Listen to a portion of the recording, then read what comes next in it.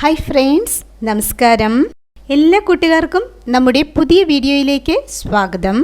ഇന്നത്തെ നമ്മുടെ റെസിപ്പി വളരെ ടേസ്റ്റി ആയിട്ടുള്ള ഒരു 4 മണി പലഹാരമാണ്. വൈകിട്ട് നല്ല ചൂട് ചായയുടെ കൂടെ കഴിക്കാൻ വളരെ എളുപ്പത്തിൽ നമുക്ക് ഈ ഒരു പലഹാരം റെഡിയാക്കി എടുക്കാവുന്നതേ ഉള്ളൂ. ആവിയിൽ വേവിച്ചെടുക്കുന്ന ഈ ഒരു പലഹാരം എങ്ങനെയാണ് തയ്യാറാക്കിയെടുക്കുന്നതെന്ന് കണ്ടു നോക്കാം. അതിനു വേണ്ടിയിട്ട് നമ്മളിവിടെ മീഡിയം സൈസിലുള്ള നല്ലതുപോലെ പഴുത്ത 3 നേന്ത്രപ്പഴമാണ് എടുത്തിട്ടുള്ളത്. പഴം എടുക്കുമ്പോൾ നല്ലതുപോലെ പഴുത്ത പഴം എടുക്കാൻ ശ്രദ്ധിക്കണം കേട്ടോ. ഇനി ഈ പഴം നല്ലതുപോലെ ആവിയിൽ വേവിച്ചെടുക്കണം. ദാ ഇവിടെ ഇപ്പോൾ പഴം ഓരോന്നും ഇതുപോലെ 3ആയിട്ട് കട്ട് ചെയ്ത് ആവിയിൽ വേവിച്ചെടുത്തിട്ടുണ്ട്. നല്ലതുപോലെ പഴുത്ത പഴമാണെങ്കിൽ നമുക്ക് എളുപ്പത്തിൽ തന്നെ കുക്കായിട്ട് കിട്ടും. പഴത്തിൻ്റെ ചൂടാറിയതിന് ശേഷം തൊലി മാറ്റിയിട്ടുണ്ട്. ഇനി ഈ പഴം മിക്സിയുടെ ജാറിലേക്ക് ഇട്ട് കൊടുത്ത് അരച്ചെടുക്കണം. പഴം മിക്സിയുടെ ജാറിലേക്ക് ഇട്ട് കൊടുക്കുന്നുണ്ട്. കൂടെ തന്നെ നമ്മുടെ മധുരത്തിന് ആവശ്യത്തിന് വേണ്ട പഞ്ചസാര ചേർത്ത് കൊടുക്കാം. നമ്മളിവിടെ 4 ടേബിൾ സ്പൂൺ പഞ്ചസാരയാണ് ചേർത്ത് കൊടുത്തിട്ടുള്ളത്. പഴത്തിൻ്റെ മധുരം നോക്കിയിട്ട് അതനുസരിച്ചുള്ള അളവിൽ പഞ്ചസാര ചേർത്ത് കൊടുത്താൽ മതിയാകൂട്ടോ. പഞ്ചസാരയ്ക്ക് പകരം നമുക്ക് ശർക്കര ചേർക്കാവുന്നതാണ്. ഇനി നമ്മുടെ പലഹാരത്തിൻ്റെ നല്ലൊരു ഫ്ലേവറിന് വേണ്ടിയിട്ട് ഏലക്ക ചേർത്ത് കൊടുക്കുന്നുണ്ട്. 4 ഏലക്ക തൊലി മാറ്റിയതിന് ശേഷം ചേർത്ത് കൊടുക്കുന്നുണ്ട്. ഇനി നമുക്കിത് നല്ലതുപോലെ അരച്ചെടുക്കണം. വെള്ളം ഒഴിച്ചു കൊടുക്കാതെ നമുക്കിത് അരഞ്ഞു കിട്ടണമെന്നില്ല.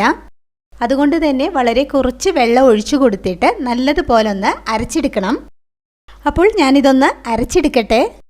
ദാ ഇവിടെ ഇപ്പോൾ പഴം നല്ലതുപോലെ അരച്ചെടുത്തിട്ടുണ്ട്. അരച്ചെടുത്ത പഴം ബൗളിലേക്ക് ഒഴിച്ചു കൊടുക്കുന്നുണ്ട്.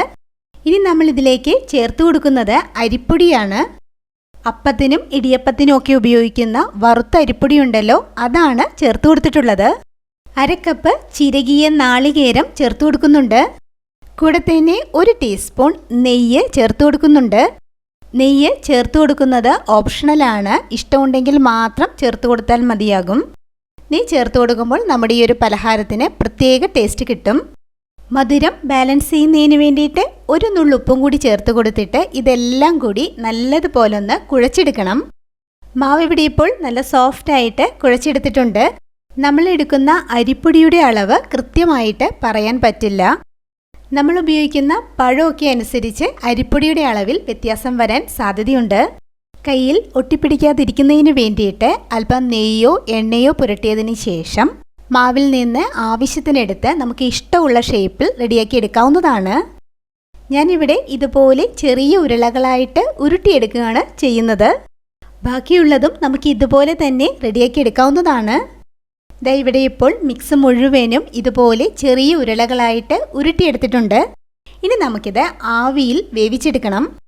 നമ്മളിവിടെ ആവിയിൽ വേവിച്ചെടുക്കുന്നതിന് വേണ്ടിയിട്ട് ഇഡ്ഡലിപ്പാത്രമാണ് എടുത്തിട്ടുള്ളത്. ഇഡ്ഡലിപ്പാത്രത്തിൽ വെള്ളം നല്ലതുപോലെ തിളച്ച് വന്നിട്ടുണ്ട്. ഇനി നമ്മൾ റെഡിയാക്കി വെച്ചിരിക്കുന്ന ബോൾസ് ഓരോന്നും തട്ടിലേക്ക് വെച്ച് കൊടുക്കാം. ഇഡ്ഡലിപ്പാത്രത്തിൽ വെള്ളം നല്ലതുപോലെ തിളച്ച് വന്നതിന് ശേഷം മാത്രമേ ബോൾസ് ഓരോന്നും തട്ടിലേക്ക് വെച്ച് കൊടുക്കാവൂ. ഇതിൻ്റെ മുകളിലായിട്ട് അല്പം ചിരകിയ നാളികേരം ഇട്ട് കൊടുക്കുന്നുണ്ട്. നാളികേരം ചേർത്ത് കൊടുക്കുന്നത് ഓപ്ഷണലാണ്. ഇനി ഇഡ്ഡലിപ്പാത്രം അടച്ചു വെച്ചിട്ട് നമുക്കിത് കുക്ക് ചെയ്തെടുക്കാം.